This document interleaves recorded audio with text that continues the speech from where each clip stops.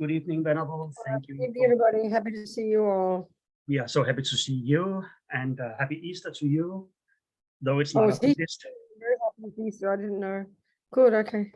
But it is. Good. And yes, and thank you for joining in on this teachings on attachment, where we're going to really we'll see, because we've talked a lot about attachment already, but we'll see how we go, Lars. We'll be flexible, yes, okay? and I've asked people to bring along a lot of questions, and actually also how do we really deal with it? How can we circumvent attachment? What can we do to really eliminate attachment? So we have to see what's happening, and people will hopefully bring a lot of curious questions. And before we get on with the teachings, I would like to offer a mandala. Tara is delayed because of power cut in North Cyprus, but here we go. So I will just screen. Okay, so thinking, always thinking. They were offering all the contents of the universe to the Buddha as a request for the teaching. That's the meaning, okay? So having your heart that.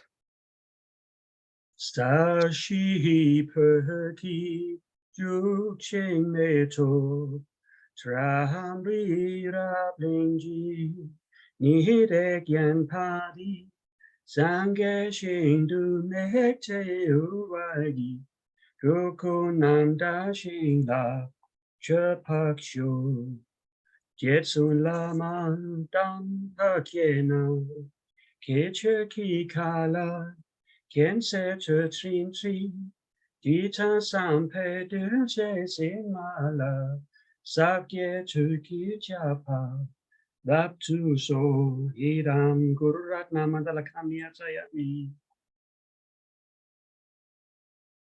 Okay, so we think, here we are, we think, we just say it in English, we think. Why are we listening? Why are we thinking here? What are we doing? Well, the first two lines are expressing our refuge in the Buddha, reliance on the teachings, so reminding us of why we're doing this. And then, well, reminding us that we're doing that, relying on the teachings of the Buddha, Dharma, Sangha, and then the Dharma and the Sangha. But also we're thinking we're here to listen so we can apply all this. This is the bottom line.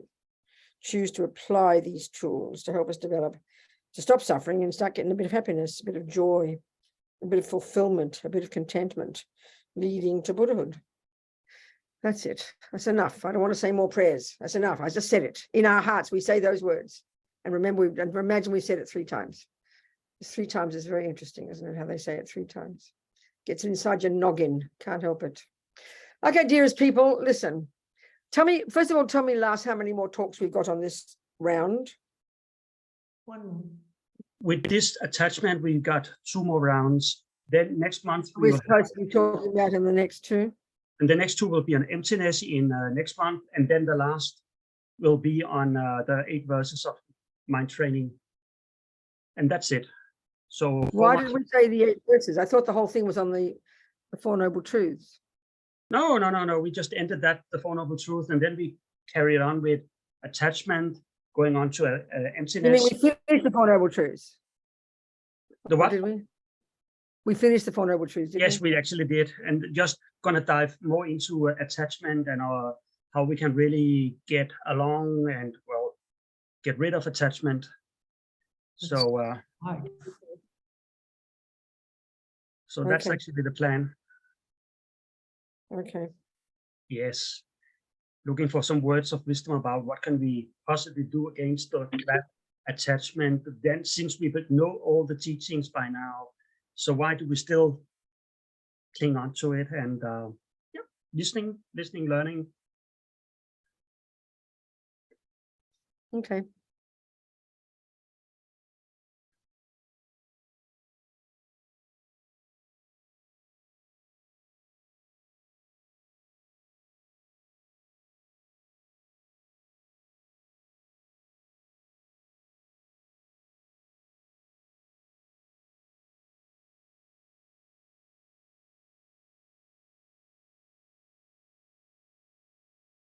Okay. Well, the broad idea, Lord Buddha's, the bigger picture, the main point he's making is that, and this is a surprise to us if we think of it in daily life, he says, listen, guys, if you suffer, if you have suffering, it's because your mind is not in sync with reality. That's it. Now, that's a big shock. I think that is not the answer we would ever give as long as we live, if we just answer according to our own feelings, according to the way we experience life now, which, of course, is what Buddha means by the samsaric way of experiencing. He calls it samsara. It's his term for these being caught up in these mistaken viewpoints. So there are different kinds of, so okay, we've got the mind. And as we know from all our endless discussions, the mind is not physical. It is not the handiwork of the Lord Buddha. It's not the equivalent of a soul or a spirit. It has no intrinsic nature. It doesn't come from a creator. It doesn't come from nothing. It's not a function of the brain. So it's quite a unique view of this word mind. It's not the way the Christians and creative religious people would talk about some inner part of us. They talk about a soul or a spirit. And then if you're a communist or an atheist or something, you talk about the body. That's it. There's only two options. But the Buddha's got this, if you like putting it this way, Buddha's got this added kind of approach. He talks about the mind. But what we tend to think of as up the thing in our skull, he doesn't mean it by that.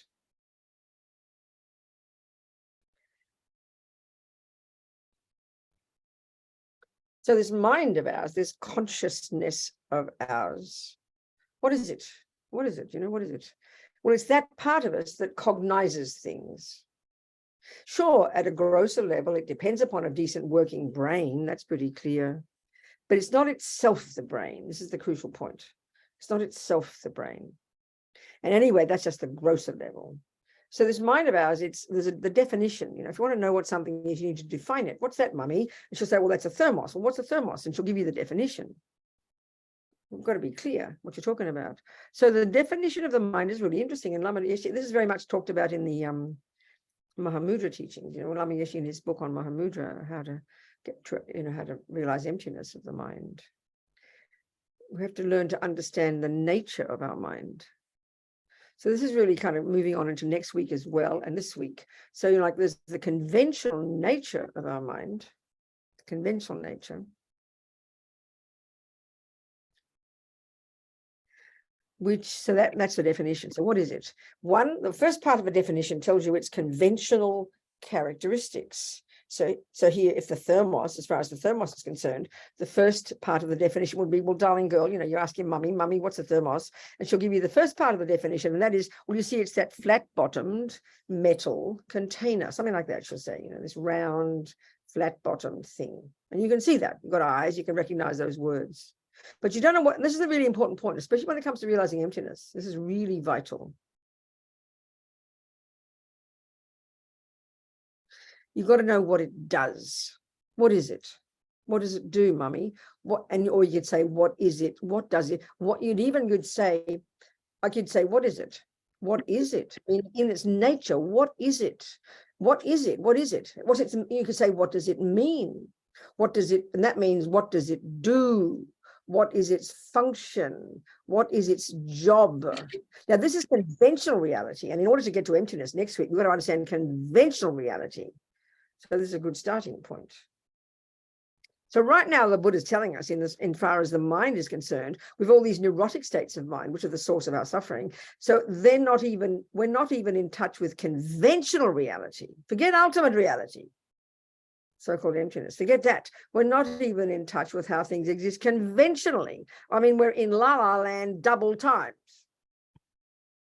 So the very first stages of practice, all through the Lam Rim, the very first stages, at least get in touch with how things exist conventionally. So that's where we start to learn. This is now in the middle scope where we are today. That's where we start to learn about the delusions, the neurotic states of mind, the delusions. So delusions, because they are causing us to not even be in touch with how things exist conventionally. So the discussion here then is not the thermos, but is the mind. Well, let's get clear what on earth Buddha means by the mind, if we want to get understanding Buddha's views. Especially if you're doing Mahamudra and you want to realize the ultimate nature of the mind, which is its emptiness. So, but the basis of understanding the ultimate nature of the mind is understanding the conventional nature of the mind. So what is the definition of the mind? Well, there's two parts to the definition, like there's two parts to this one. One, this flat-bottomed metal tube. Two, that keeps my tea warm. That's what it is. That's its nature, conventionally. That's its job. That's its job. It keeps my tea warm. Now, in terms of getting things clear, don't just believe your mother. I mean, we believe anything anyone ever tells us. We live in conspiracy theories. We don't ever check the validity of a statement. So you should check up. Don't just believe what your mother tells you. She's got to now, this is a really powerful point, she has got to now prove that it fits that definition. Well, it's pretty easy. She'll get her tea, hot tea. She'll open the lid. She'll put the tea in the thermos. She'll close the lid. 3 hours later, she comes back. She will open it and she will prove to me that it did exactly that. It kept her tea warm. Pretty good so far. Still not enough to be confident. Now you have to make sure you do your research, that label and that definition, there's no other contradictory definition of a similar thing somewhere in our world that we live in our conventional world. Once you, roughly speaking, now you can tick the box, shake hands, you now agree. Now that's a really good start. If you're going to say, pass me a thermos, and you don't know what it is, then you're in trouble. Or if I say, pass me the thermos, and you pass me a credit card, then you're going to be in serious trouble. So we've got to be in touch first with how things exist conventionally. This is really another way of describing the whole Lam Rim. The whole Lam Rim is the first stages are telling us about karma. Well, Buddha's telling us that's how things exist conventionally. Conventional reality. He's saying we're living in La La Land in so many ways, even in relation to conventional reality. So in relation to karma, he's saying, well, you know, he's not being rude, but if you are a philosophical materialist and you think that's the way the universe is, and that's the truth, then you are mistaken. He says that's a misconception. If you believe in a creator, he's not complaining if you do, you're allowed to, but he says there's no such concept. And he would argue with that. He says you're living in La La Land. It's not accurate. It's not how things are. Now, this is a big problem when it comes to religious philosophy. We get very upset. It sounds like he's being a fundamentalist. It sounds like he's being a communist and he's forcing us to believe him. No. When your math teacher tells you that 1 + 1 is 2, she's not saying, oh, well, you can go home and decide whatever you think it is. I don't want to force you. You can think it's 1 + 3 is 3 if you like. She's not saying that. No, there is a very clear, precise answer. Now, that's very shocking to us. Science, we get it. We don't mind. We don't think Einstein is being fundamentalist when he tells us E = mc². You don't say, well, I can think it means, you know, doodah. No, we're talking reality here. We're talking reality. The trouble with religious philosophy, because we all assume this knowledge is coming from on high, from a creator, and which we can't prove, therefore we have to believe it. And then we think, well, I don't want to believe that. I can make up something else and believe my own thing. So we're kind of like, we're all demented, you know? So this kind of idea about reality, this is the Buddha's deal. In that sense, he is literally what we mean by scientific. I mean, literally what we mean by scientific. As the Dalai Lama says to us, modern people, if you can look into Buddha's methodology and look into his views and you discover he's wrong, then of course you must reject him. So the mind is that, so what's the definition of the mind now? Because we've got to, if we're trying to understand attachment and we're trying to understand love and trying to understand kindness and jealousy and trying to get our head around this idea there that we're living in La La Land in relation to reality and that's why we suffer, we've got to know what the mind is. Okay, you know, in the beginning parts of the Lam Rim, they don't go into great details about it all, but that's the source. The source of the teachings in the Lam Rim about attachment and delusions in the second scope are all from this, you know, these texts in the monastic university system they study, and they come from the great Nalanda tradition. So what is the mind? Well, first, it's not physical. And the definition is, the first part tells you its conventional characteristics. So it sounds a bit cosmic to us, but this is the word they use. They say it is clear. So clarity. This does not mean be a clear thinker. The clarity here is referring to its non-physicality. Another term they use is luminous. which sounds very cute, you know, with, oh, that's lovely, the mind is luminous, wow, wow, you know. It's meaning it's not physical. This is, I mean, the Dalai Lama has said, you know, I thought when I was, whatever, he said in one of his teachings, we can all talk about the mind, and we must study it in great detail, because it is the central component in the entire Buddhist view of the universe. But it's very hard to experience the mind. We can talk about it. We can start to do Mahamudra, blah, blah, Dzogchen. But I mean, it's extremely subtle to even get a direct experience of the clarity of your mind, which is the conventional nature. And this is grosser than the ultimate nature. So, but first, the definition is that the first part of the definition, that which is clear. And the second part, its job. What's the job of the mind? Not even to experience something. You could even, not even that. You could say that maybe, experience something. But it is to cognize. Or another verb, synonymous, it is to know. Knowledge. The verb is to know. Or to cognize. Or to be aware. Don't make fancy meanings of those words. They're bare bones verbs, all synonymous, that show us, that tell us the function, the job of your mind. So the obvious question is, well, Lord Buddha, hands up, Lord Buddha, know what? Cognize what? Be aware of what? He says, guess what, honey? That which exists. That's the job of being a Buddhist. Big surprise. That's the job, finally, of being a Buddhist. To cognize that which exists. When you have accomplished Buddhahood, when you have removed all the misconceptions, all the delusions, all the neuroses from your mind utterly, which you can do, this outrageous view of Lord Buddha,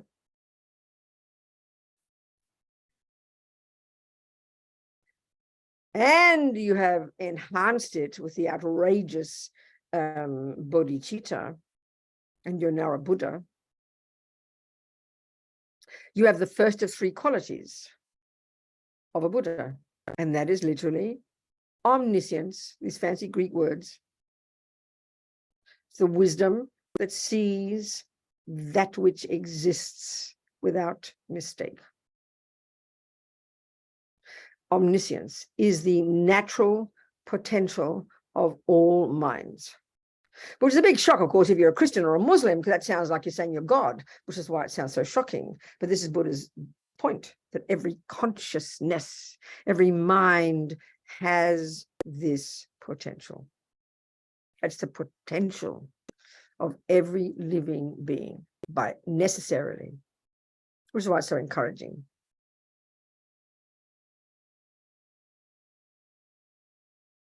To know, to cognize, that's its job. So you could argue, the way we're discussing here, the entirety of the Lamrim, all the way to the sixth perfection, in the six perfections of the Bodhisattva, the final stages of the path to Buddhahood, the way it's constructed by Tsongkhapa, every piece of all the lower scope, covering impermanence, all the realms of existence, covering karma, going to the second scope, all the understanding of the mind and its function, and all the realms of existence, and all the higher realms and lower realms, and all the levels of existence throughout the universe, and then going to the bodhisattva path and the achievement of compassion and love, leading to bodhicitta, and then the perfection of all the six perfections, the practice of generosity, the perfection of morality, the perfection of patience, the perfection of perseverance, and then getting a single point of concentration. All of that is conventional reality, which leads us finally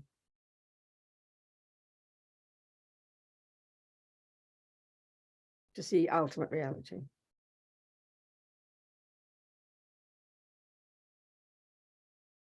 So you could say, we talk about emptiness. We love the idea about emptiness. We're all excited about emptiness. People want to study about emptiness, blah, blah, blah, you know. But if you have not understood karma, It is not a possibility to understand emptiness. Why? Because the karma, junior school, entry level, junior school, grade 1, karma is a brilliant example of the first level of dependent arising, which is that everything in the universe that's impermanent, everything in the universe, including mind, including trees, including person, including love, including hate, including wisdom, everything in the universe that's impermanent is necessarily a product of the law of cause and effect. So if you have the view, I'm not being rude here, if you have a view that there is a creator, which is the opposite to emptiness. It's the opposite. It's the philosophical view that is the opposite to emptiness, because the very nature of a thing called a creator, or the very nature of a thing called a soul, is that it's permanent, unchanging, and uncaused. Not possible, Buddha says, not viable, no such thing can exist. So you can't at the same time have a view of having some kind of intrinsic little self or an intrinsic creator and then think you can realize emptiness. You can only get so far, because emptiness, everything that is empty is a product of cause and effect. So you can't posit anything apart from that. Not possible. So if you want to realize emptiness, you've got to start junior school, understand karma. Now, if you think your mind is the brain, which means it comes from mummy and daddy, this is just like a creator. That's exactly the same view as a creator. That your mummy and daddy create you, give you anger, give you love, give you jealousy. This is schizophrenic for the Buddha. This is the most wacky idea he's ever heard. They give you a body, no argument. They do not give you your conscience, your mind. They don't give you your Buddha nature. They don't give you your anger, your love, and your kindness. So if you don't have that view, you can't possibly realize emptiness. Because emptiness implies cause and effect, again, a mind, a continuity of mind, and the logic of the cause. You know, for example, His Holiness the Dalai Lama said one time, reincarnation is easy to prove, he said, just theoretically. Because if we posit consciousness is not physical, if we posit it's changing from moment to moment, and we posit it's the law of cause and effect, then this moment of my capacity for cognition is the fruit of the millionth of trillionth of a second before that of the same type, something of the same character, not physical. The previous moment, in other words, when I talk about the mind, one of the main causes of this moment of cognition is a previous moment of cognition, which is why it is a bizarre idea that you can, you're not, that there's no content, that that the brain, which is just physical, can be the main cause of your anger or love. It's not possible for the Buddha, because the mind by definition is not physical. Or the idea that there's no Robina, there's no continuity of anything in Robina until mummy and daddy hop into bed. Or equally even the Christian teaching that there's no view of any description until God comes on and puts a soul in there. So all of these are contradicted by cause and effect. Cause and effect implies beginningless matter, beginningless mind, beginningless universes, beginningless, because you cannot by definition have a first cause. So if you think your mind is a brain, you think your mummy made you, you can't realize emptiness. Not possible, not possible, not possible. Because emptiness, the key, anything that's empty is dependent arising, and the fundamental starting point in dependent arising is cause and effect.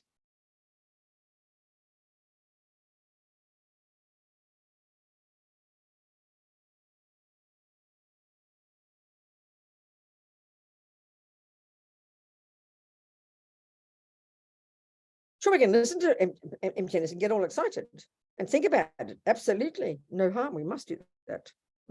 You can't leap. You can't leap over certain steps. You can go through those steps quickly, but it's all logically laid out, psychologically laid out. The whole rim might be evident to us. Might be evident, but it is. When we can see this, it's very delicious. So, the mind. In other words, Lysa's question, why we know the theories about the mind, how come we still can't give it up, whatever, except that's an Australian accent, he didn't talk like that. It's because, so to understand it properly, we have to understand the mind, what it is, theories about the mind, because attachment is one of the key neurotic states of mind that we possess, So then the mind is not physical. The mind is that which is cognizes. So within that mind, as we've been discussing often enough, all our time together, these years, it got the sensory consciousness, and we have the mental consciousness. So here we're describing the mental consciousness. Excuse me.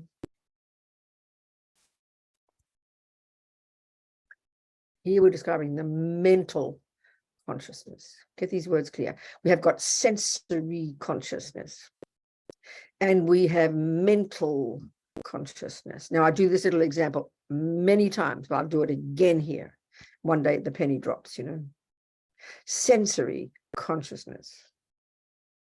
That means, to spell it out, for example, eye consciousness, ear consciousness. We are not pointing to the eyeball. We are not pointing to the physical eardrum and so on. We are pointing to the part of your mind, which of course, as we are establishing, we're taking on board here, is not physical, that exists, that functions in dependence upon a decent eyeball, the nerves all working nicely together.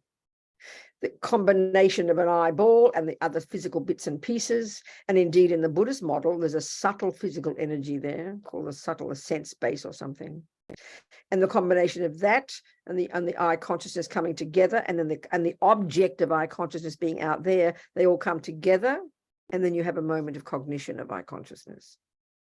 So the mind, this is what Lama Yeshe talks about this in the Mahamudra. It's so helpful. They talk about how the mind is like a mirror.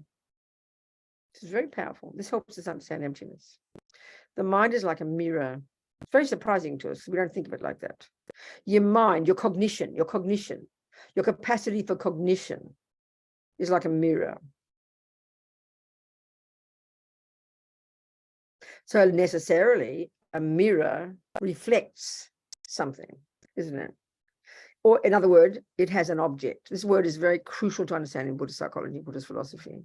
An object doesn't mean some physical thing. Object in general can be a term that refers, it's another term for that which exists. There are about 6 or 7 synonyms for that which exists. Existent, object, object of knowledge, object of cognition, established base.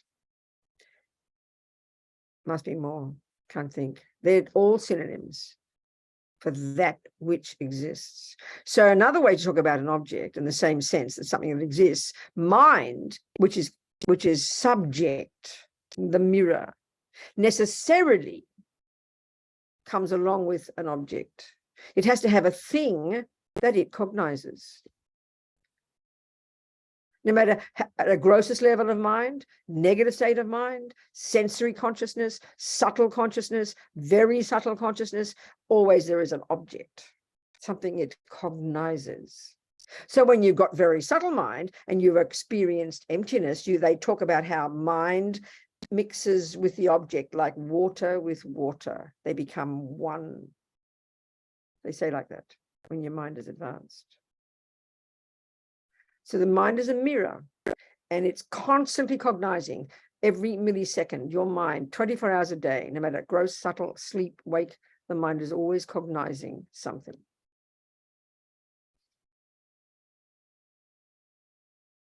So what Buddha is telling us in the mental, so the sensory first. So what is sensory? And we've done this before and I'll do it again, but more slowly and trying to read. This is a huge point, a very telling point. It should be a massive wake-up call for us to show how we live in La La Land. We've done this repeatedly. I'll do it yet again. There is a very nicely designed thermos, I will tell you. So, of course, we assume my eyeball, we even think, is cognizing a nicely designed thermos. Well, first, your eyeball can't do that. It's just physical. But mixed with eye consciousness, then your eye consciousness, your mind, can cognize something for sure. But it can't. Eye consciousness can't cognize. The object of eye consciousness cannot be a nicely designed thermos. Well, I mean, the thing that it cognizes, it is that. There it is, a nicely designed. You could say like that. But the object of eye consciousness are only 2: shape and color. That's it. Shape and color. It doesn't know eye consciousness doesn't know that the shape is called round and doesn't know the color is called black, but bare bones only shape and color. So this is very powerful. This is how we lead our lives. We give so much power to our body, as Amity says. We give all our power to the senses. We make the body the boss. So we make our senses the boss. How we think and how we feel every day in terms of our senses is how we determine whether we're happiness or suffering. Total misconception. So if eye consciousness is only capable of cognizing shape and color, you have to ask the question, which part of my mind is cognizing a nicely designed thermos? Well, there's only two kinds of ways our mind functions in this framework here. One is sensory, one is mental. Sensory, mental. So mental consciousness has two ways of knowing. One is called conceptual, one is called perception. That's a very specific word in Buddhist psychology. The sensory consciousnesses are also perception. The meaning of perception is they refer to it as direct. It's a bit abstract for us. Direct cognition. There's no intermediary. But the mental consciousness, the conceptuality level of mental consciousness is the grossest tip of the iceberg. So in terms of mental consciousness, we only access our capacity for perception in meditation, when you've got concentration, when you've got subtle concentration. Because perception necessarily is non-conceptual.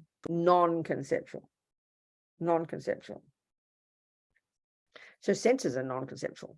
Doesn't mean they're special. But perception, when it comes to mental consciousness, is really special. That's when you're having a direct, non-conceptual cognition of something. That's when you realize the truth of something.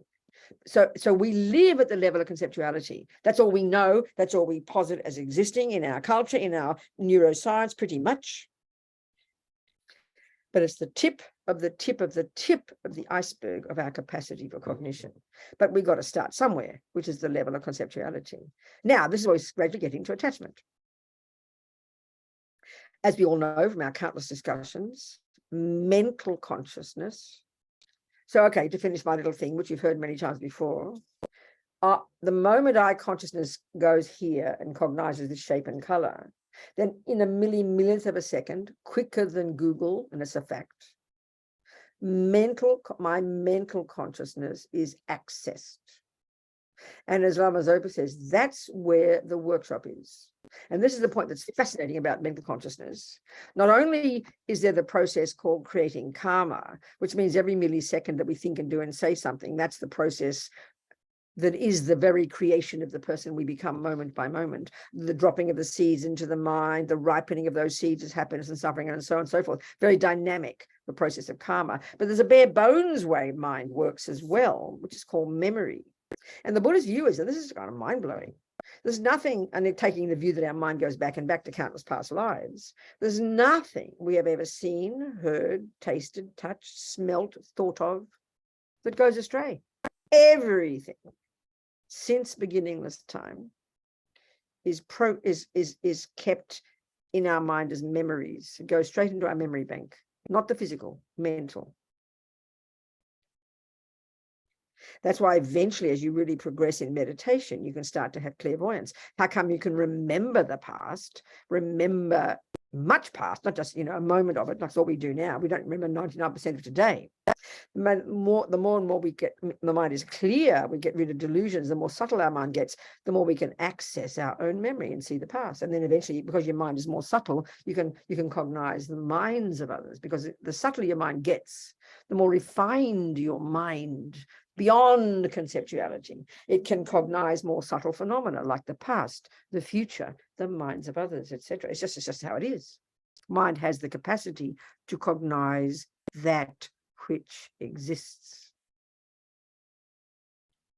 So now then basically what a pretty thermos is a construct, a concept, a viewpoint, an opinion, an idea in my mind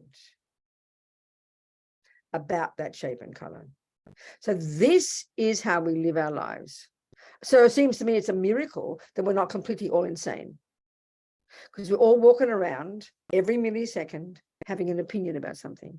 And the tragedy is because those opinions are so inbuilt, are so instinctive, are so programmed. The tragedy is I won't think I have an opinion that that's a nicely designed thermos. I think it is a nicely designed thermos. I think nicely designed thermos exists in that metal.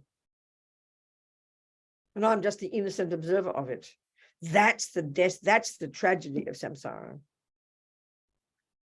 In other words, as Lama Zopa says, it's bad enough that we, let's say, I mean, okay, that is, nicely designed thermos is a fairly innocuous concept. But if I think, well, that's a knife, then I'm in quite serious trouble. And all the conspiracy theories we have in the world, bad enough, as Lama Zopa says, that we don't think things bad enough that we see things wrongly. But the tragedy is we believe they are true. And everything, as Lama Zopa says, appears to us, everything out there in the world, second by second, appears back to us in the aspect, as they say, of whatever is in your mind.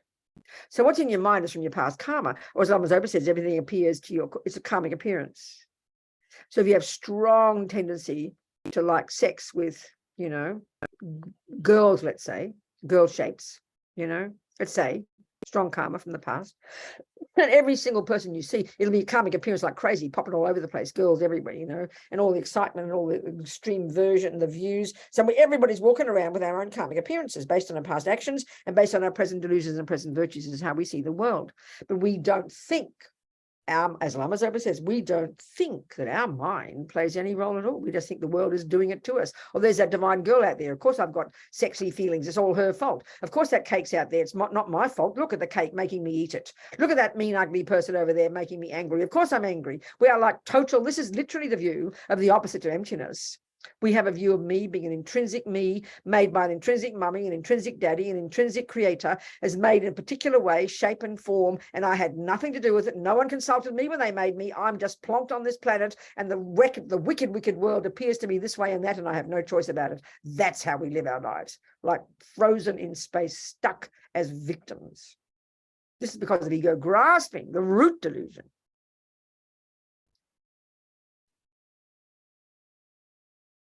So now, in that mental consciousness, which made up the story, a nicely designed thermos. So in that mental consciousness of ours, which we need to start to understand, that's where the workshop is, all the thousands of thoughts and feelings and emotions and ideas and experiences and instinct and intuition, you name it, This is the work we have to do. This is what we have to become unbelievably sophisticatedly, intimately familiar with. This is the job of being a Buddhist. So, as we know very well from all our endless discussions, there are three categories into which all these concepts fall. Only three, no fourth. The first lot, as we know, or whatever order, doesn't matter, are the neurotic ones, the deluded ones, the afflictions, the emotional. There's first the emotional ones. In the second scope in the Lam Rim, Buddha mainly focuses on the emotional misconceptions, the emotional, they call them afflictions, the emotional ones, because these are the ones that are making us crazy. These are the ones we completely believe are true. These are the ones that completely throw us. These are the ones that cause so much pain and cause us to harm others, These are the emotional misconceptions. I'm saying it this way now, but it's not the way they always present it. But we have all these other misconceptions in the mind as well about how things exist. You could argue they're the philosophical views and the epistemological views and the psychological views, or the views about how things exist in a more intimate way. Like like the concept of a creator, like the concept, all the ideas that we'll learn more and more when we get to emptiness. These are all misconceptions. In other words, the emotional afflictions, attachment, anger, jealousy, pride, that cause so much pain. They're the emotions, the disturbing emotions, we can call them afflictions or illnesses, but they have the characteristic of being misconceptions. That takes time to see. And in the middle scope of the Lamrim, Buddha mainly gets us to focus on calming our mind down and not buying into all the crazy stories. Calming our mind down, becoming less disturbed, less extremely attached, less extremely angry, less extremely jealous, just calming the disturbing component down. But the more we become familiar with our minds, we're going to see that they are literally have this function. Their root function is misconception. And so it's a shock to hear, isn't it, that jealousy is a misconception, anger is a misconception, attachment is a misconception. Disturbing emotion, yes, we get it. So how are they misconceptions? Well, we've talked about it a million times, staring us in the face. The key function, the definition, in fact, of attachment,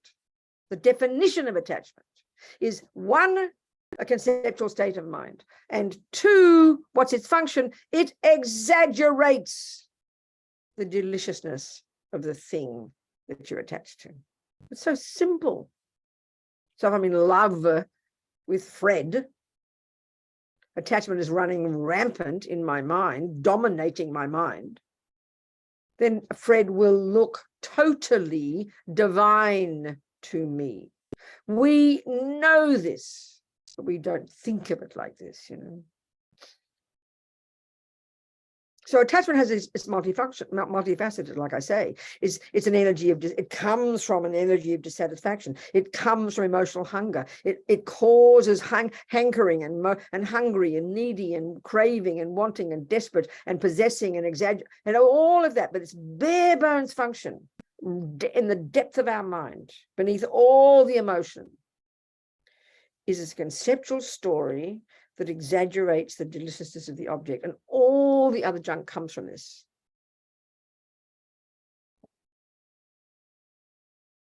So it's a lie. It's lying to us. Attachment is lying to us. It's misrepresenting Fred. This is the point. This is the way in which the delusions in our mind cause us to suffer. While that disturbingness, see, that's the thing. So let's just think about that. Let's just extrapolate a little bit. Attachment is the deepest delusion at all, but effectively, okay, the three poisons, we hear about the three poisons, the three toxic emotions. It's just a summary. The three main delusions are a summary of the 84,000 delusions that Buddha always talks about. 21,000 of those delusions are rooted in ignorance, the root delusion. 21,000 are rooted in attachment. 21,000 are rooted in aversion. And the fourth 21,000 are rooted in all three. So it's a really kind of coherent map of the mind. But I always joke and I say, ask the Geshis, where do I find this? In what text? They say you won't find it.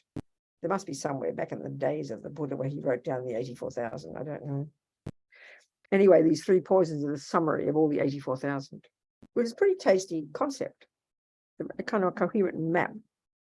So the root delusion,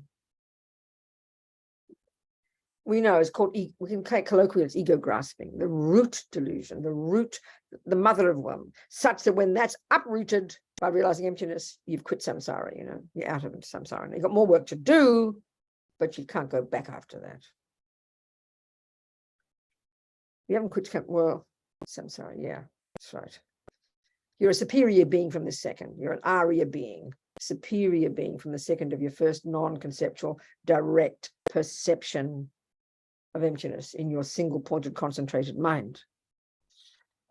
So, okay, ego grasping, the root one, this positing and believing in a real, separate, pointable, findable, isolated, independent, inherent, intrinsic, from its own side, moi, me, I, self. Totally implicit, utterly implicit, utterly as a given, utterly primordial in the depths of our being. That's the main mistake.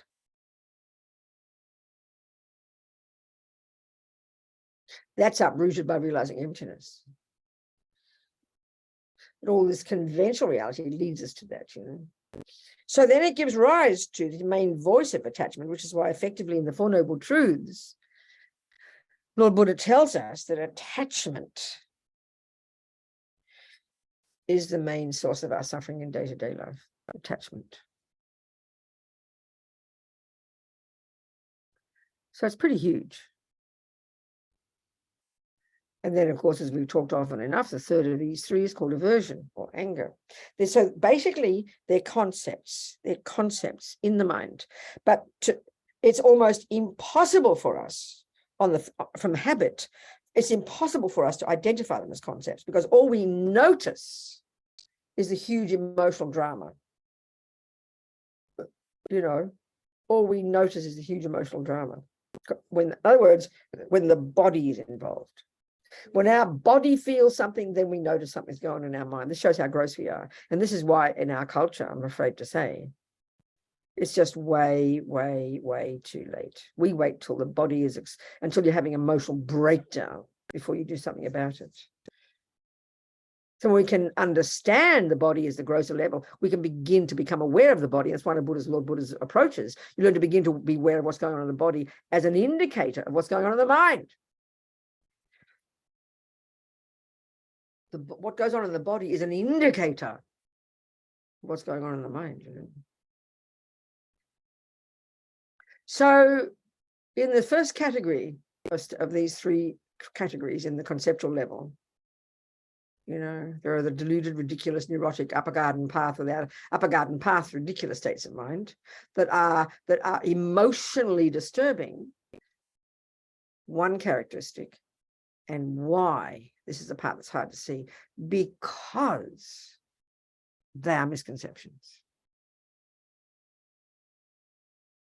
In other words, it's a bit like, I always use the example, you've had $50 note, you believe $50 notes is 500. You just believe 50 is 500, that's it, you just believe it. And you believe it so long that it appears as 500. You see 2 zeros and not 1. It's just how it is, always the same for you.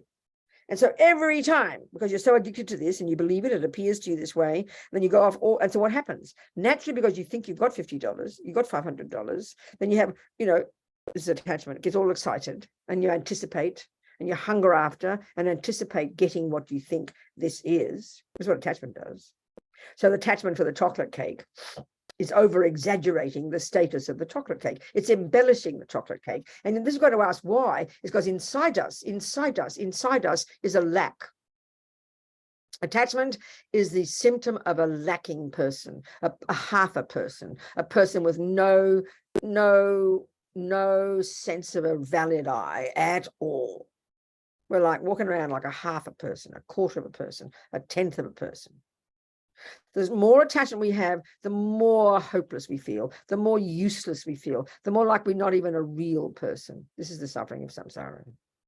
So naturally, then you have all these, you know, the emotional hunger is there, assuming that you're missing something. So then you start to exaggerate things out there, and then they appear to you like that. So the more strong your attachment to food, the more your emotional hunger in here, the more absurdly delicious the food looks, the more absurdly delicious the money looks, the more absurdly delicious the fellow looks, whatever the object is. And then the more craving you have for it, the more you manipulate to get it, the more you're a control freak to get it, the more you anticipate it, and then the more you possess it as yours when you've got it. And the more you, like a vampire, if it's a person, expect them to do exactly what your attachment thinks, which means to make you happy every millisecond.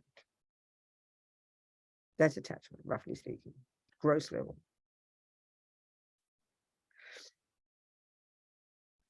So it's like this fragile child, completely frantic, totally fragile, totally frantic, constantly there, 24 hours a day. constantly feeling I'm not enough, constantly causing us to feel I'm not enough, I don't have enough, constantly having emotional hunger, therefore, constantly projecting, constantly looking, hankering, at the subtlest level, that even if you're a fairly content, reasonable, happy human being on this planet, you've still got layers upon layers upon layers of attachment, you know, until you realize emptiness, basically.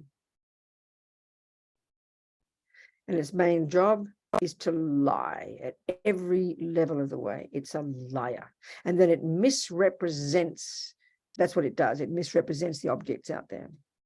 And the tragedy is we believe it every time. And so why then, this is why dissatisfaction is the most primordial consequence of following attachment for countless lives, because it's logical. If you believe that $50 is 500 and you build up all this emotional excitement and all this anticipation and all these ideas, and you go to spend it, and what is the consequence? You'll be, the more you expect 500's worth, the more bitterly disappointed and upset you'll be when you don't get 500's worth. So that buildup of dissatisfaction keeps growing and growing, life after life after life. So dissatisfaction is the primordial consequence, experiential energy of attachment, you know, of practicing it for eons. Dissatisfaction. And it's every millisecond. Like I described when I described the cake, when you've got the attachment to the chocolate cake, all the anticipation you're building up all the excitement, contact with the cake, isn't it? You get the cake, you organize it, people are there, and you come and you've got the cake on the plate, and your stomach's empty, all the conditions are perfect, you know. And the anticipation is and you try to control it. It's really exciting. You can't wait, you know. This is attachment. Anticipating. Then you get the cake and you put it in the mouth. First mouthful. So attachment is expecting satisfaction. It gets pleasure. So pleasure does come. No, attachment is expecting pleasure. And it comes. It does come. Pleasant feeling, which is in the third category of states of mind, pleasant feeling is triggered upon contact with the chocolate cake and the sensory consciousness. And I think the eyes are involved as well, and the smell is involved as well, isn't it? And the fantasy in the mind enhances it all. So pleasure is triggered the second the cake meets the sensory consciousness. But what happens is this: attachment, that second, that billionth of a second, attachment at that moment is not satisfied. That billionth of a second is not satisfied. So then that's why already, as you're eating the first mouthful and saying how divine this chocolate cake is, attachment's already disappointed. Already disappointed. It's millisecond by millisecond. So naturally, already attachment's frantic, and then causing you to have the second mouthful, anticipating maybe the next mouthful will do it, which means bring me satisfaction, which means make me blissful, which means make me stop and relax, and now I found heaven, you know. But it's not satisfied after the second mouthful either. So now you're getting a bit nervous, but you don't admit it. So you have a third mouthful. And again, attachment's not satisfied, and it's anticipating more pleasure. But as you're going, the anticipation increases, the distress increases, because the pleasure starts going down. This is what happens, and this is what's been happening since beginningless time. Clearly with people, it takes longer than a chocolate cake, you know. Well, it might not. I mean, if you're, you know, like the girl on Tinder who said she was a bit distressed, she was having sex with a boy, and she got up to get dressed, and, you know, then she looks over in the bed and he's already on Tinder for the next girl. So it's just like the chocolate cake, isn't it? Never satisfied. So this is the tragedy Buddha says about attachment. Not only do you not get satisfaction from the object of the senses driven by attachment, you get more dissatisfaction. That's the tragedy. That's the suffering of change. The point of it all, our discussion, is it's a conception. It's a misconception. And that's at the root of it. And all this emotional junk is built on top. So that's why to start to not believe in that chocolate cake on that plate. It appears to you dazzling, like vibrating deliciousness, kind of begging you to eat it. And part of your mind, don't believe it, Robina. It's your karmic appearances. The cake on the plate is not the cake appearing to my mind. Don't believe it. That puts atomic bombs under attachment. So that's the answer to your question, Lars. So now I'd like you to ask me some questions, please. Yes, thank you. Everybody already got one in the chat, though not necessarily related to attachment. See if I can find it. This long time ago. Coming right up, coming right up.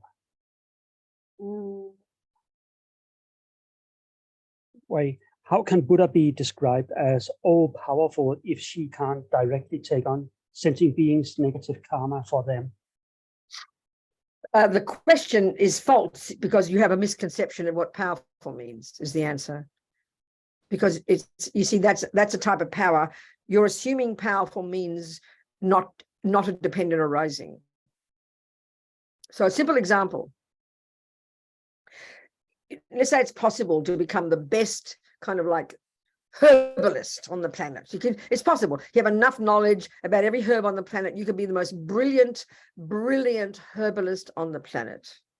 Meaning you have the power to heal, and you have from your side the power to heal whoever needs to be healed.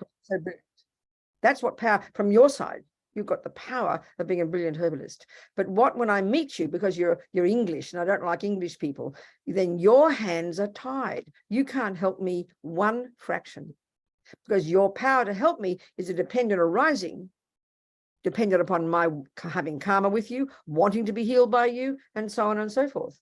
Buddha's like that. Buddha's like that. Same, omniscience, omnipotence, and all powerful. So what the power here means, literally, a Buddha has the omniscience to see the existence of the entire universe, all the minds of all the beings, all their past, all their future, has all their karma perfectly, because they can only see that now because that exists, it's an existence, so therefore the Buddha can see it, nothing holding back.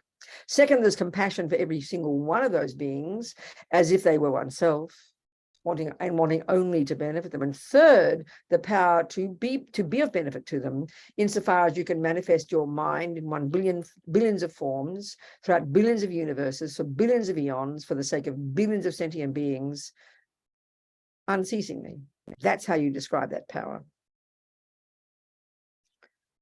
Yes, Carol. Thank you, Robina. Thank you, everyone. Yes. Does indulging in dissatisfaction sow seeds of more?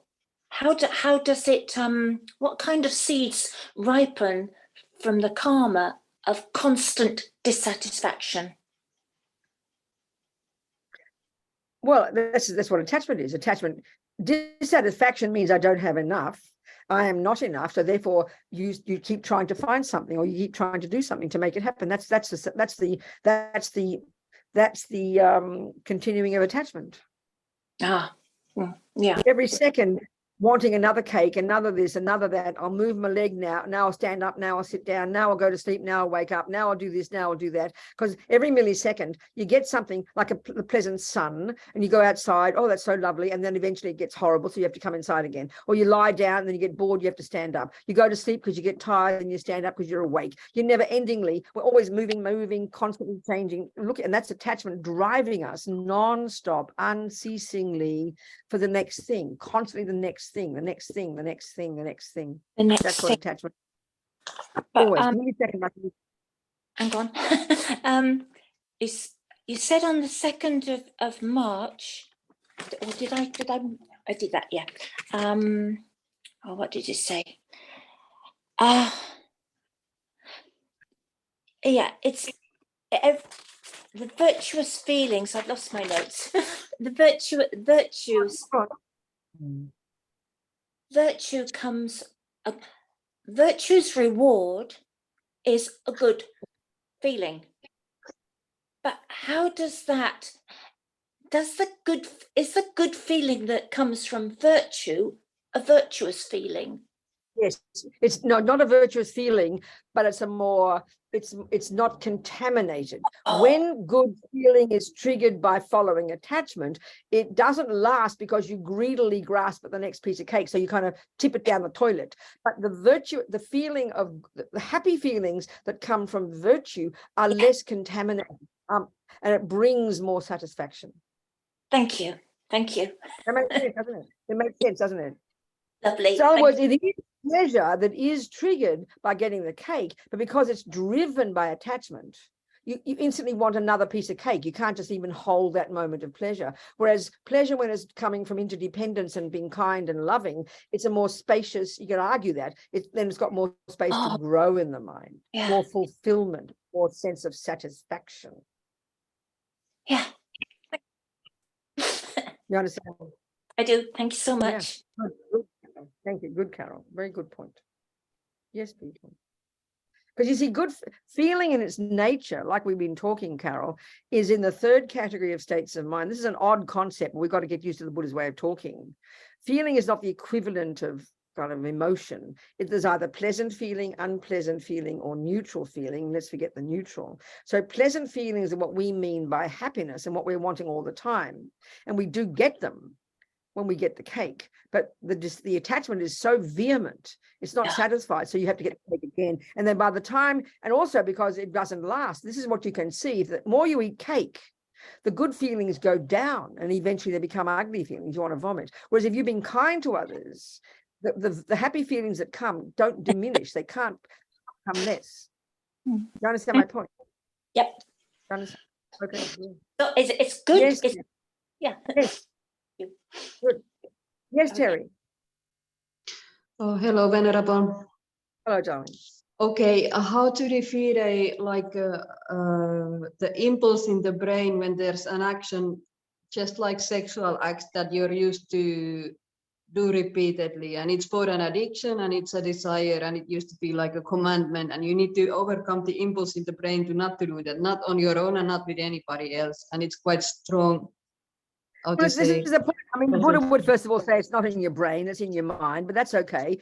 We understand. It's all a question of how strong our habits are. I mean, we've all got habits. We can see this. And this is the meaning of karma, Terry. We come into this life, the Buddha basically tells us, we come into this life programmed with our own habits. That's why you can see some children are incredibly attached to cake. Some children are attached to being patient. Some children, if you like, you can argue, sorry, be more patient. Some children are attached to harming insects. I mean, I've got a guy in prison on death row who's there, he tortures, he thinks of torture all the time and has thought of torture since he was a tiny boy. Now, his mother didn't teach him this. Some people come into this life with incredible impulse to want sexual contact. It's the karma we bring with us. And that's how deep these imprints are for us. You know, this is why they're hard to change, isn't it? So do I need to dig deeper? Darling, the point is this, the very first level of practice is to at least control our body and speech and don't carry out the craziness of our disturbed attachments. Like the guy in prison, because his attachment to torture was so strong and he didn't know why he had it, because he had attachment to torture since he's a little boy, because of past karma of having tortured, he came into this life with a tendency to torture. I mean, then he, at least if he'd known about these teachings, the tendency is so strong, he can't stop the thoughts. But at least if we have the power to not carry them out, that's the first level of practice. If you're attached to too much chocolate cake, then you know that you've got to leave your hand in your lap and not have 6 pieces. This is simple practice. It's like you're an alcoholic. You've got addiction to alcohol. You can't give up the attachment yet. That's too strong, but you can stop drinking the alcohol. This is the first level of practice. And it's quite intense. It's quite hard for us when our tendencies are very strong. Like for me, a little girl, anger was my second name. Easy for me to vomit all out my words and be angry. So to control that impulse has taken me my life. You know, it's a very hard practice when the habit is very deep. Yeah, yes, it is very hard. And then also there's not such recognizing in my bodily consciousness that there is no sex involved. I'm not born from the most purest point of view. So for me, it's like, I don't know what is there to expect. then I'm just not gonna do that. I get it, but there's nothing I can, rely on to. No, well, I mean, you rely on your own mind, your own power, your own decision, your own understanding of why your own mind is the way it is. We have to learn to know our mind, Terry, very well. We have to become our own, really become wise and know ourselves and be a kind friend to ourselves. Very powerful, very important. Do you understand, darling? Thank you so much, sweetheart. Next time. Cool. Good, darling. Ariella, yes, sweetheart. Good evening, Venerable. Good to see you. Yes, darling. If I may start before my question, I must say and share that it was Lars' birthday and we all wished him good wishes on the WhatsApp group. Well done. Good on And you. one of the wishes was, oops, wait, I opened the phone. Lars, I hope you'll get a big fat Venerable Robina style chocolate cake. Don't get too attached to it, just eat it. I had to share it. I had to share it. Good, thank you. Happy birthday, Lars. My question in regards to habits, I quit personally, I quit smoking about 9 months ago. And I did it cold turkey. I just decided in my mind one day, enough is enough. And I quit smoking. I haven't touched a cigarette since. I can't imagine smoking again. I would be very, very upset with myself. Yeah. And my question is, I can't stop thinking about cigarettes. Well, I think much less than before. Well, But that's okay. If that's the case, you answered your own question. So you think it's less than. So you are thinking that they come into your mind less than before. So you can think that. Is that true? yes, but When you say, yes. also, may I ask another question? When you say think about, do you mean wishing you could have? Is that what you mean by thinking about? Yes, I finish a great meal. I mean, you need a cigarette after that. I'm having a good cup of coffee in the sun with my daughter. I mean, my right hand is still feels empty. And I don't understand how stupid we can be. I mean, Ariella, you haven't smoked for 9 months. I would say, Ariella, everything you said up to, I don't see how stupid we can be. Everything you said up till then was valid. That was an inappropriate thought. You've got to have more humility and understanding of the process and realize that habits take time. That's a perfect example. This is all the meaning of karma is creating habits. That's all karma means. Everything we do, we're creating habits. So everything, habits take time. So rejoice in your progress, which I'm sure you do. And then when it does arise, that feeling, then you just, okay, there you go. And it'll break, the habit will break eventually. But you're doing perfectly, it's perfect. So it's not appropriate to say it should have been taking less time. That's just beating yourself up, and that's not appropriate. You understand? Well done, darling. And here we're discussing attachment and habits that take eons to get rid of. So we have to be very humble and patient with ourselves. But at least this is why the very first level of practice in Buddhism is at least refrain from the heaviest actions, things that will harm us, like, food and cigarettes, or actions that harm others, like killing and stealing and, raping and torturing. Slowly, the process, slowly. And that's why I said to Terry, we've got to be very familiar with our own minds, know ourselves very, very well. Well done, Ariella. So if someone else has a question to ask people, you have another 20 minutes to go. I was thinking about if you can say a few words about being in a committed relationship with a partner, but being a Buddhist practitioner, how do you navigate in realizing, well, in an intimate relationship, it's also based on attachment, like desire for the woman or boyfriend or what it is, and yet still also trying to really say, let go of that same attachment. How do you navigate between that? Or is it better to just become a monk, right? Or nun, for that sake? Okay, as we've been knowing often enough, as we're discussing, there are different levels of practice in Buddhism, and the Lamrim expresses that perfectly. So according to the first stages of practice, what we like to call, that they call the lower scope, which is where you control your body and your speech. That's what it's mainly about. Speaking in a very sensual, experiential way, the essence of the lower scope is control your body and your speech. Like I said to Terry, at least don't follow the craving if it's going to be harmful, okay?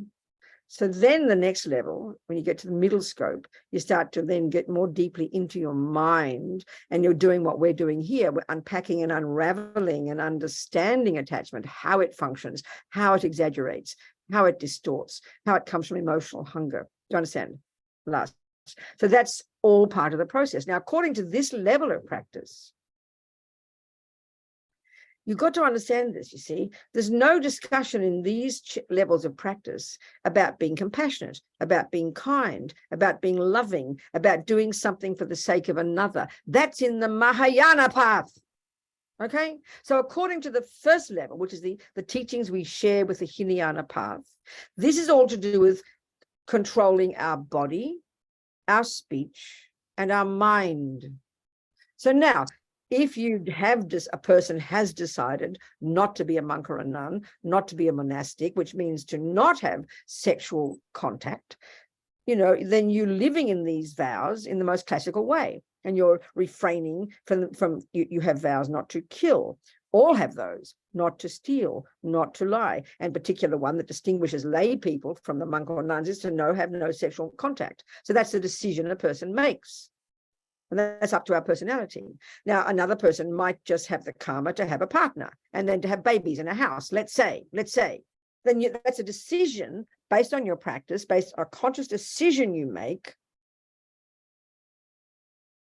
because you feel that's the best way to go in your practice. So according to the Hinayana level, this level of practice, the Lam Rim level that we're discussing here, that means you then continue to subdue your body. So you might, if a person is extremely attached to sexual contact,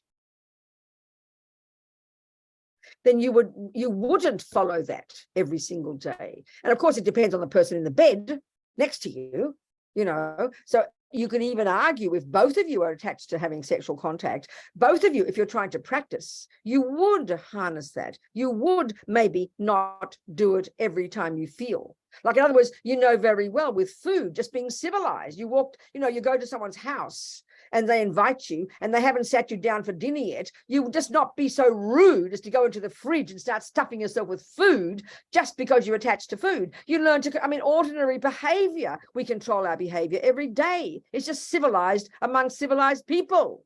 So the same with sexual contact. Now, I would argue, let's say two people live together in a sexual relationship, and your mothers and your fathers, and you have a job every day. And if you're completely addicted to having sexual contact, then it would be ridiculous to sleep in the same bed. I would argue you would do something to make it easier for yourself. If you're attached to alcohol, you keep the alcohol in a locked cupboard, for God's sake. But we're so emotional about sex. We're so freaked out about it. And it sounds so punitive to talk like this, but it's all to do with what's most beneficial for your mind. So it's up to where you're at. It's up to what your attachments are. It's up to the other, you adjust yourself to the other person. You could even argue, let's say you're really tired, but your partner would like to have sexual contact. This is the compassion point. Now, this is compassion. This is the Mahayana component. Then you would, even if you're bored to tears, and all you want to do is go to sleep, out of compassion, you would have sexual contact with your partner out of genuine compassion for them. But we just have sex only based on feeling. We're like animals, We don't think of it as something you might do for the sake of another. It sounds hilarious. So there's a multitude of ways of talking about it. You have to know your mind. The Hinayana level, you control your body, you control your speech. It's as simple as that, Lars. So then you've got to learn to work it out. Know your mind, know what's beneficial, know what's best for you. We are the beneficiary of this level of practice. It's for one's own benefit that one controls the body and controls the speech. Do you hear me, Lars? And then you've got the compassion wing, which is what's best for others. Are we communicating? Yes, Lars? we have. Thank you very much, Venel. Thank you. So all comes down to knowing your own mind and knowing the levels of practice. First control body and speech, then control the mind. It's full-on job, Any questions, please? Mary, Sorry. Mary, did you have a question with your video on? You can unmute. Thank you. Yes, I'm thinking my understanding now is that even something that harms me, that feels out of my control, like I have a stress response to anger or to, a major upset around me, and it gives me acid reflux. Is that an attachment? Well, darling, it's not a question of that, Mary. We're all human, and some of us are more sensitive, some of us are less worried about these things. But the analysis of it, Mary, the very bare bones analysis is this.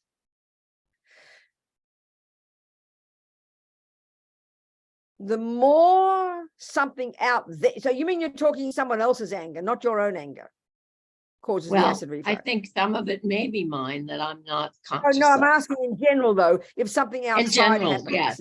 Okay, good, darling, good. So Or any somebody kind else- of upset. upset. No, I understand, darling. So this is the analysis, Mary. It's very simple, very clear, but we sometimes hear it as like kind of not fair. What do you mean? But listen to it. Very clear. Or I'll put it like this. An easy way to put it. Let's say you're a bodhisattva by now, Mary. Let's say you've done the work, you've given up attachment, you've given up anger, you've given up delusions, you've realized emptiness, and you have incredible compassion. So you know the bodhisattva path, right? Can you imagine being that way? Well, I'll tell you how you would respond if you were like that. It would be water off a duck's back. Nothing will disturb you. You'll only have compassion. You'd have wisdom. You'd see what's going on, and you'd have incredible compassion. You would never be disturbed. So then now go backwards in our practice, ordinary person backwards, more and more attachment, more and more anger, more and more fears. Then the more we are like that, the more we respond to things in a certain way. Some people, so in other words, it's because of attachment. Attachment, you see, is a junkie in us, Mary, that can only handle nice things. It's the most primordial way of putting our attachment and join the universe. So some of us, when we don't get what our attachment wants, for you, which is when a mean thing happens, when a person shouts or yells, then you will have a physical response to it because that's how you are. Another person will just punch them in the nose. Another person will laugh. Another person will shake with fear. The point I'm getting at is by using the bodhisattva example, if we can see what we're like when we've given up delusions, then you put the delusions back. That's why we suffer. So we suffer because when bad things happen, Mary, whatever response it is that we show, it's because we have attachment, because attachment is this frantic little girl inside us that only wants everything to be perfect. And we have all of our multitude of responses, which actually come from aversion, Mary. It's our own aversion, which is the bare bones anger. So that's right, exactly. So when the bad thing happens out there, like someone else's anger, your anger arises, and then it turns on your body, Attachment and aversion are the source of all of our suffering, Mary. It's very amazing to say it, but that's how it is. Do you see my point, darling? You're communicating. Yes, Yeah, thank you. Good. Yes, Terry. Okay, what do it take to have like a balanced relationship with a male counterpart? For example, I know one day I would like to have a relationship of some kind, but for how long now, I don't know. I just cannot. I need to get myself in better order for this life. What do it take to have a good relationship? Very, Terry, I think it's a really wise thing. I think, look at the number of people in relationships who kill each other and go crazy and have violence and nightmares because there's no self-respect. We have no self-respect. We just leap into these relationships with no thought. So I think it's a really intelligent thing to do, to put ourselves together, and then we can have better relationships. It's really intelligent. And these days it's acceptable to live our lives like this. It's very wise. It's very wise, Terry. Yeah. Good, darling. What else, people? What else? Anybody questions? Nothing there, Lars, in the thing. Nothing's in the chat as far as I can see. Okay.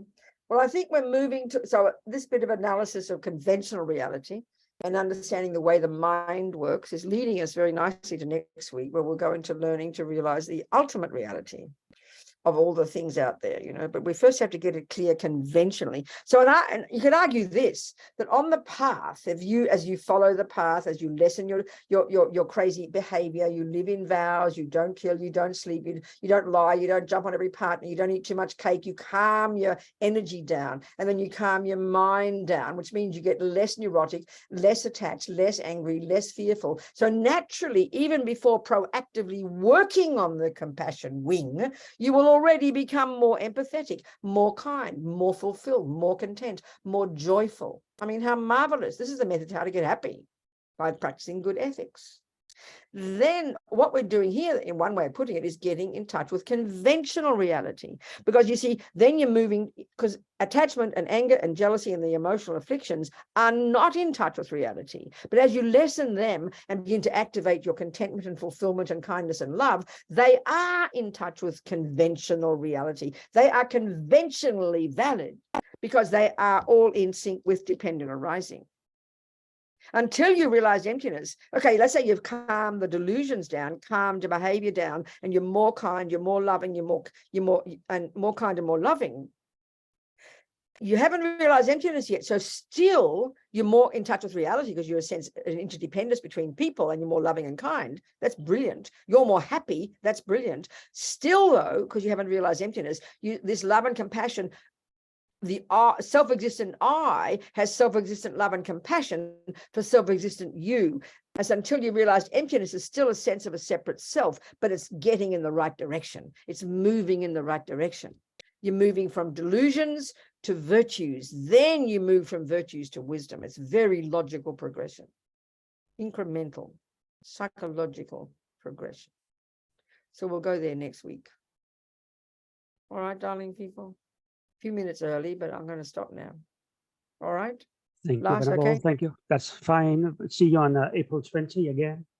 For the next. So we'll finish with the four immeasurable thoughts. That's the bodhisattva path. It's very nice to finish with the four immeasurable thoughts. So we just contemplate, think how wonderful it would be if all sentient beings could abide in equanimity, free of attachment, anger, and ignorance. May they abide so. And now the bodhisattva component, the brave attitude of the bodhisattva, I will make this happen. Please, Buddha, bless me to be able to do this. You visualize Buddha above our crown as our guru, oneness with our guru. How wonderful it would be if all sentient beings could be free of suffering and its causes. May they be free. I will make this happen. The brave attitude of the bodhisattva. Never give up. I will make this happen. Please, Guru Buddha, bless me to be able to do this.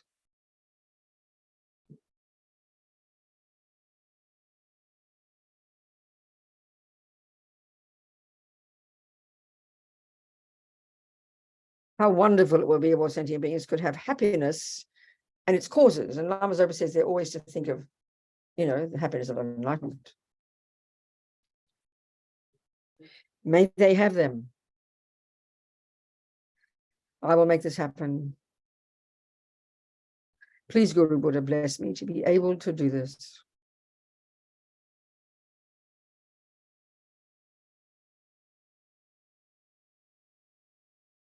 How wonderful it would be if all sentient beings were never parted from higher rebirths and liberation's excellent bliss. May they never be parted. I will make this happen.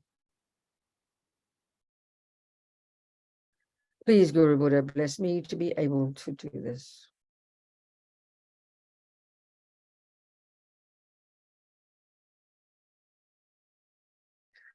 All right, everybody. Thank you so much. Chung Trub Sem Chogram Bache, Ma Ke Panam Ke Guchi Ke Panyampa Me Pa Yang Gong Ne Gondu Pa Bashok. So compassion grow and grow in the hearts of all. That's all, everybody. And we dedicate last, all the thoughts, all these seeds we planted, nothing goes astray. We dedicate all these, and we maybe nourish these seeds from this moment forward with our practice, according to our own capacity, discovering conventional reality, and then finally ultimate reality. Thank you, everybody. Thank you, precious Venerable. one. Thank you, and Much thank you love. everybody for joining.